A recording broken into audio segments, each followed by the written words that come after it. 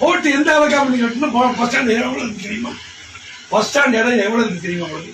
ஆக்கிரமிப்பு முதல்ல bus stand இடத்த பழைய பஸ் ஸ்டாண்ட் இடத்த நீங்க வந்து சர்வே பண்ணீங்களான்னு இல்லை, பழையதான் மேடம் பண்ணிருக்கீங்க சரிங்களா? நீங்க எதுக்கு அப்ரூவல் வாங்கிருக்கீங்க பஸ் ஸ்டாண்டுக்கு? இப்ப எதை கட்டுறீங்க?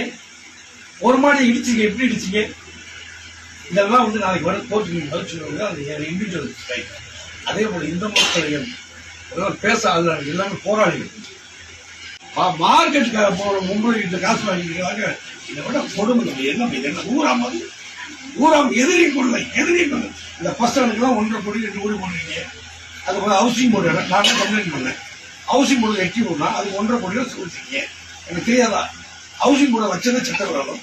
ஹவுசிங் போர்டு அதுக்குள்ள போர்டு விட்டான். ஏன்னா அந்த 5 சென்ட் வேணா முன்னாள் ரெவன்யூ நடந்த பஸ் ஸ்டாண்டு யூஸ் பண்ணி பல கோடி இன்வெஸ்ட்மெண்ட் பண்ணிக்கிறீங்க. கொலாய்க்கு எவ்வளவு சொல்லிருக்கீங்க, வண்டிக்கு எவ்வளவு சொல்றீங்க, எல்லா விஷயம் தெரியும் எனக்கு. நாய்க்கு எவ்வளவு தெரியும்? சுப்ரீம் கோர்ட் உத்தரப்படி நாயை பராமரிக்க எவ்வளவு ஒதுக்கீங்க தெரியும். பாதிப்பா வந்தா நான் தான் முதல்ல வருவேன். சட்ட ஒழுங்கு பிரச்சனை போலீஸ் ஐஏஎஸ் பார்க்கறது நடக்கிற நகராட்சி நடக்கிற அத்தமே சட்டபூர்வமா நடக்குதுப்பா. எதுவும் சட்டப்பிரகாரம் இல்லை.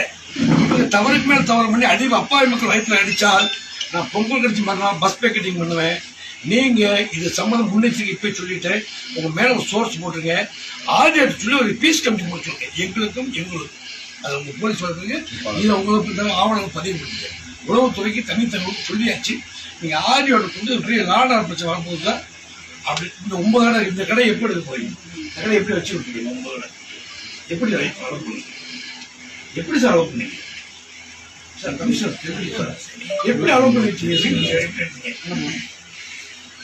சொல்லுங்க சார். சொல்லுங்க மீட்டிங் சார், பேசுங்க சார்.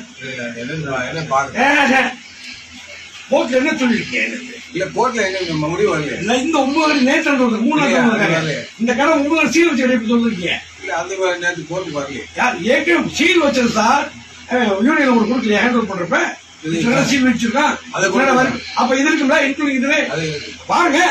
50 கடைக்கு 50 மாசம் எனக்கு ஈவனுக்கு இந்த கடையை பூட்டணும். நானும் ஜேசி வந்து அடிப்பேன். நீங்க போய் கூறு கட்டி விற்கிறவளையே, கருவேப்பிலை விற்கிறவளையே, காய்கறி விற்கிறவளையும் போய் நான் பாட்டு வசூல் பண்ண ஒண்ணாந்தீங்கன்னா இந்த தைரியம்